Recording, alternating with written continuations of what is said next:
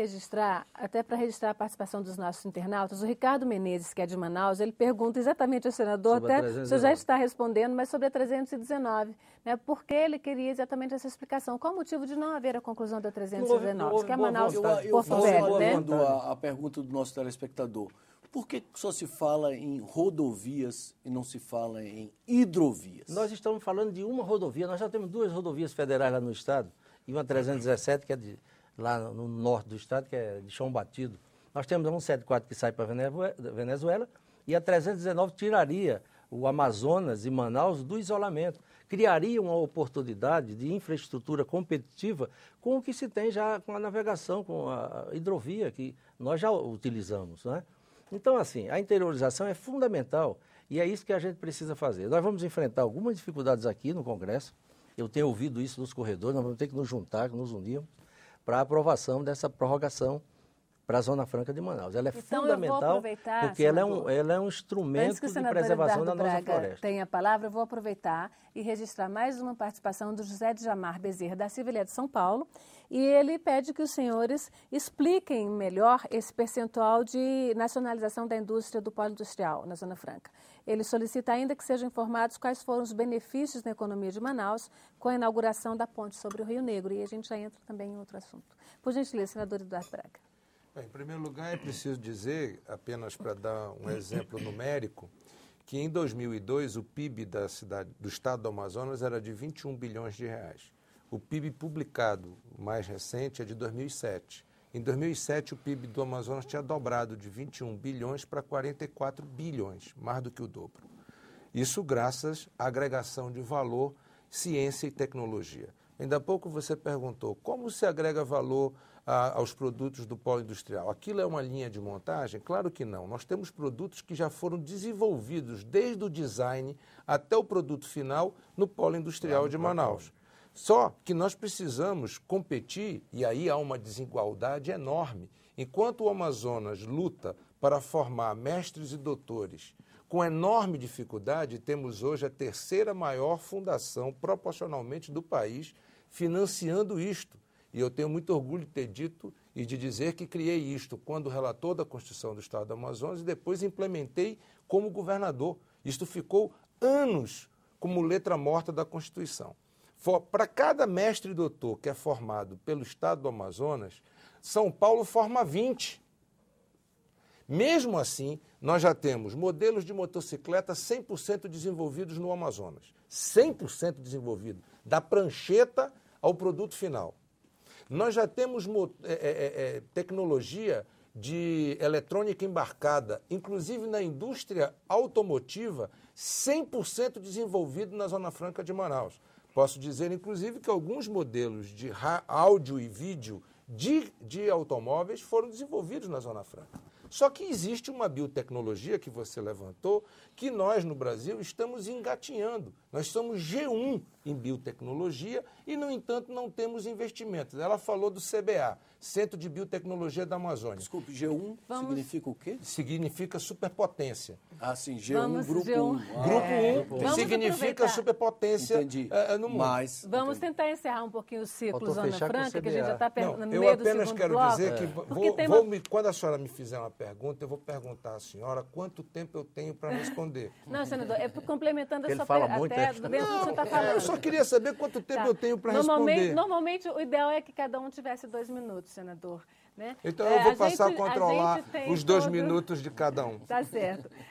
Então, porque o Charles Soares, que é lá de Manaus, ele pergunta o que pode ser feito em relação, eu estava querendo aproveitar a deixa do senhor para essa pergunta do Charles, em relação ao desenvolvimento do Distrito 2 de Manaus e para manter de uma forma segura as empresas do polo de 2 rodas.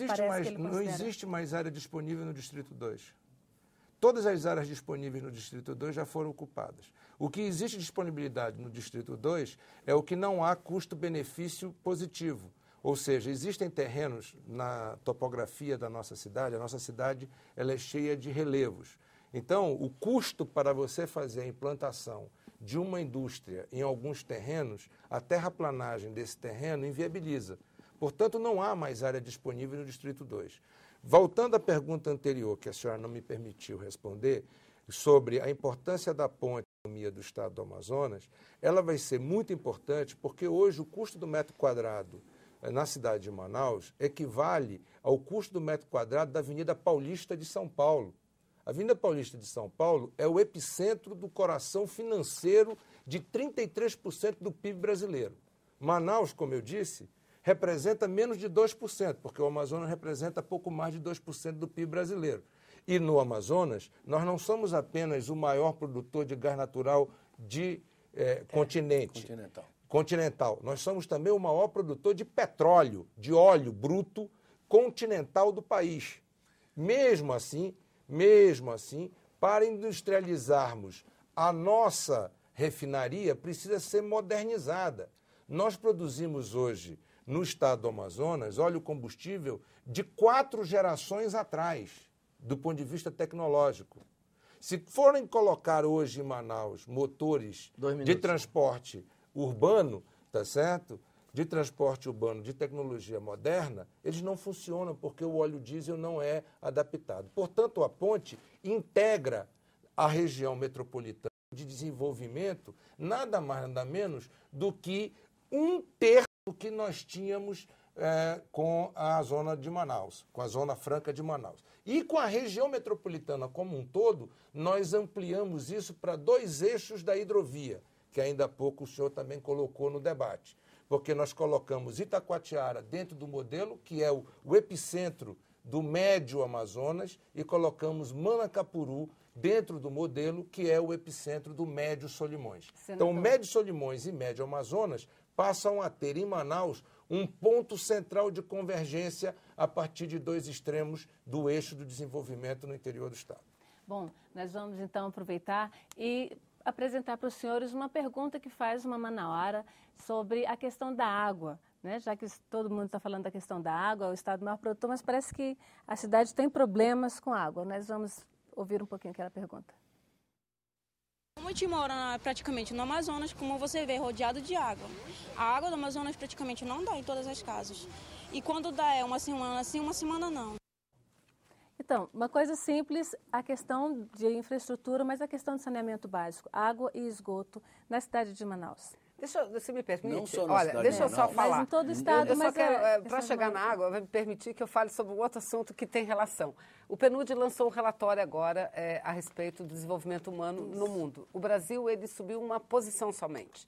Mas ele teve muito destaque no relatório do PNUD como um todo, pelos programas desenvolvidos em relação ao combate à pobreza, à miséria extrema. E 3 cidades apenas foram destaques nesse relatório do PNUD. Brasília, porque alcançou, Curitiba, segundo o Manaus, relatório, alcançou Manaus. 98% de cobertura do saneamento básico. Curitiba, porque tem um transporte coletivo de qualidade, e a cidade de Manaus, porque garantiu uma moradia decente para, no mínimo, 15 mil famílias. E esse é um programa do qual não apenas o senador Eduardo, mas eu tenho certeza o senador Alfredo e eu, nós nos orgulhamos muito. É um programa maravilhoso. Não é? Que é um programa estabelecido no governo de Eduardo Braga, chamado Prosamin, Programa de Saneamento de Igarapés de Manaus. Trabalha o saneamento, a moradia decente e o urbanismo na cidade de Manaus. A água, é isso que ela falou, infelizmente, é a realidade. A água, ela foi privatizada, é bom que se diga, na cidade de Manaus, coisas assim que a gente não sabe explicar bem por que aconteceu. A empresa, única capital brasileira. A única capital foi privatizada e de lá para cá nós não tivemos investimento nenhum. O investimento começou, é bom que se diga, no período em que o presidente Lula era presidente do país, juntamente com o governador Eduardo Braga, que fizeram um acordo e nós está em fase de conclusão, já em fase de teste, eu acho, isso é tomada né, pode ser falado. O segundo centro de captação. Desprivatizar? Me perdoe, se a senhora me permitir. Senador, se a senhora me permitir. O senhor tem falado o tempo todo, mais de 2 minutos. Se a senhora me permitir. Com se a senhora certeza, me permitir. senador. A senhora me permitir. E os outros convidados também, Eduardo, eu permito. Você quer falar? Muito obrigado, muito obrigado, Alfredo. Deixa eu responder, porque isso é realmente um absurdo. Mas, no entanto, esse absurdo, graças a uma luta gigantesca que fizemos no estado do Amazonas, para poder apartar de um contrato que é imoral de privatização da água, a zona leste e a zona norte da cidade de Manaus, o governo do estado, com recursos da Caixa Econômica Federal e recursos do Estado, investiu 350 milhões de reais numa nova tomada d'água, numa nova estação de tratamento de água e num novo sistema que vai resolver o problema da Zona Norte e da Zona Leste.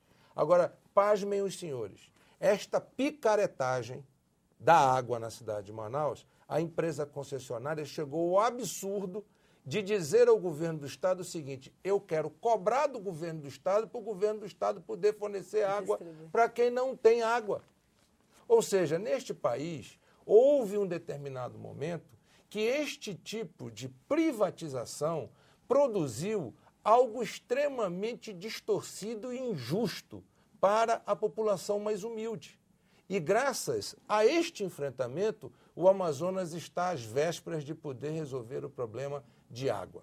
Segundo, a nossa senadora colocou a questão do Prosamin. Mas isso vai levar algum tempo, né, Eduardo? Porque ainda tem a distribuição. Não, mas está pronta, a distribuição está pronta. Foi dentro de todas as casas Não, do, querido, do desculpa. Norte, Sul, Desculpa, dentro do projeto PROAMA... A solução vai ser com a atual concessionária ou a concessão será desfeita e criado um organismo estadual? Foi feito um trabalho paralelo. O Estado apartou da concessão numa luta jurídica contra o poder concedente, que é o município, apartou da concessão. Agora o Estado está diante de 3 opções. Ou o Estado distribui, se for o caso, até gratuitamente a água.